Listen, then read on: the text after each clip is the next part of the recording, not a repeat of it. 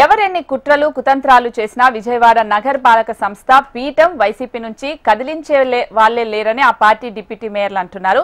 పీఠం సంగతి తర్వాత చూద్దాం, ముందు రాష్ట్ర ప్రభుత్వం నుంచి రావాల్సిన నిధులు రాబట్టండి అని సవాల్ విసిరారు. ఇటీవల జరిగిన కౌన్సిల్ సమావేశంలో నిధుల కొరత వలన వాయిదా వేశామే తప్ప మరో ఉద్దేశం లేదని, పార్టీలకు అతీతంగా మొత్తం నగరాన్ని అభివృద్ధి చేస్తామని అంటున్న ఇద్దరు డిప్యూటీ మేయర్లతో మా ప్రతినిధి Shyam Kumar face to face.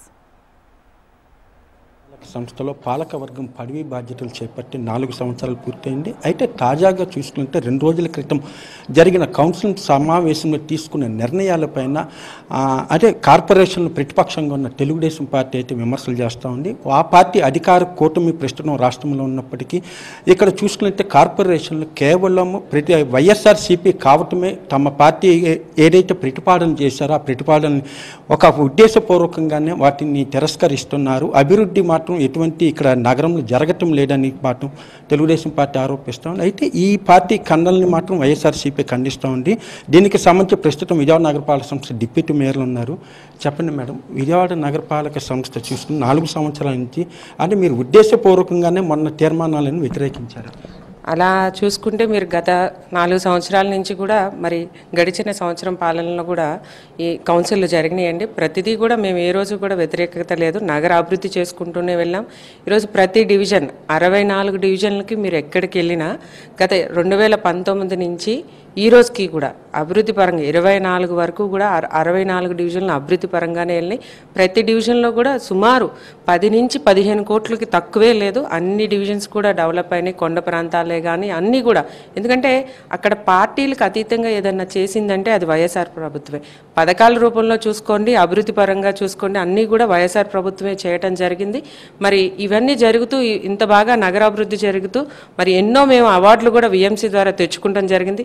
మరి నిన్న జరిగిన కౌన్సిల్లో కూడా మేము ఎప్పుడూ కూడా ప్రజలకి వ్యతిరేకత లేదు, నగర అభివృద్ధికి కూడా వ్యతిరేకత లేదు. వారు పెట్టిన వాటిల్లో మరి కొన్ని ఏదైతే అధికారులు చేసిన మిస్టేక్కో మరి ఎవరి ద్వారానో కూడా పెడతాం జరిగింది. అంటే బడ్జెట్ అనేది చూసుకుని ప్రజానికానికి ఉపయోగపడంగా ఉండేవి మేము కూడా సమర్థించుకుంటూ పోయామే. కానీ బడ్జెట్ కూడా ఒక ఎత్తు కాబట్టి మరి విజయవాడ నగర బడ్జెట్ అనేది మనకి ఎందుకు ఉంటుంది, బడ్జెట్ మీటింగ్ అనేది బడ్జెట్ చూసుకుంటూ మనం బడ్జెట్కి ఏ రకంగా 64 డివిజన్లను కూడా మనం సంపాలన చేసుకుంటూ నగరాభివృద్ధి చెందుతాం. మరి వీరు పెట్టిన ఏవైతే ఉన్నాయో అవన్నీ కూడా ఉదాహరణకు మరి ఏదైతే జమాక్ వాటర్ అన్నారు, మేము ఎప్పుడు కూడా వాటర్ ఇచ్చడంలో మరి కొండ ప్రాంతం ఉంది. ఈ రోజుకి కొండ ప్రాంతం అందరికి కూడా కొండ ప్రాంతాల్లో కూడా 5వ డివిజన్లో కూడా వాటర్ ట్యాంక్ నిర్మిస్తాకి 15th ఫైనాన్స్ ద్వారా ఇచ్చింది ఏదైనా ఉందంటే అది కేవలం వైఎస్ఆర్సీపీ ప్రభుత్వమే. అది కూడా జగన్ అన్న వస్తే మళ్ళీ మాకు ఇంకా మంచి జరుగుద్ది అనుకున్నారు. కానీ ఈరోజు వాళ్ళు కూడా సమ్మె చేస్తూ వారి యొక్క సేవ కోసం వాళ్ళు ఇంత శ్రమ పడుతున్నామని అధికారులు ఎంప్లాయీస్ అధికారులు అడుగుతుంటే ఏ మాత్రం కూడా స్టేట్ గవర్నమెంట్ కానీ మున్సిపల్ మినిస్టర్ ఎమ్మెల్యేలు ఎవరు కూడా వాళ్ళకి మద్దతు పలకట్ల. అంటే ఇలాంటివి మీరు పట్టించుకోరు. నగరం అనేది ఎప్పుడు కూడా మేము అందరం కూడా 64 మంది పార్టీకి అతీతంగా కార్పొరేటర్స్ అందరం కూడా నగరాభివృద్ధికి పనిచేస్తాం.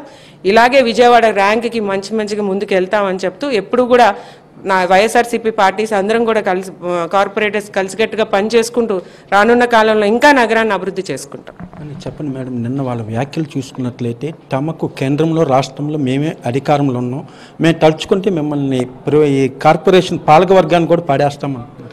ఈరోజు మీరు తలుచుకుంటే రాష్ట్ర ప్రభుత్వం నుంచి రావాల్సిన నిధులు తీసుకురండి ముందు. ఒకవేళ వైసీపీ ప్రభుత్వం విఎంసీ పాలక పక్షాన్ని దింపే తర్వాత కానీ ఏదైతే మీరు సంవత్సరం కాలంగా బుడమేరు నిధులు కానివ్వండి, లేకపోతే ఇంకా ఇరిగేషన్ నిధులు కానివ్వండి, లేకపోతే ఏదైతే బుడమేరు నిధుల్లో ఉన్నట్టు ఖర్చు పెట్టాల్సినటువంటి ఏదైతే గ్రాంట్స్ కోకొల్లలుగా ఇంకేముంది గ్రాంట్ ఇచ్చేసాం చూస్తున్నారు కదా, అవన్నీ ఎక్కడ ఖర్చు పెట్టారు? ఇవాళ అధికారులను అడ్డం పెట్టుకొని ఇవాళ కౌన్సిల్ ప్రతిపాదనలను కోట్ల రూపాయలు తీసుకొచ్చి కేవలం జనరల్ ఫండ్స్ నుంచి ఇవన్నీ కూడా ఖర్చు పెట్టాలనేటువంటిది కరెక్ట్ కాదు అనేటువంటిదే మా వాదన. అంతేగాని విజయవాడ నగరపాలక సంస్థలో గడిచిన 4 సంవత్సరాల కాలంగా అసలు ఏ ముఖ్యమంత్రి కూడా ఆ స్థానంలో ఉండి విజయవాడ నగరానికి ఎప్పుడు కూడా నిధులు కేటాయించాల. గడప నిధులు అవ్వచ్చు, ఏదైతే ప్రతి శాఖకి సంబంధించినటువంటి బిల్డింగ్స్ కావచ్చు, కార్పొరేషన్స్ నుంచి వాళ్ళు ఖర్చు పెట్టినటువంటి ఘనత వైఎస్ఆర్ కాంగ్రెస్ పార్టీది.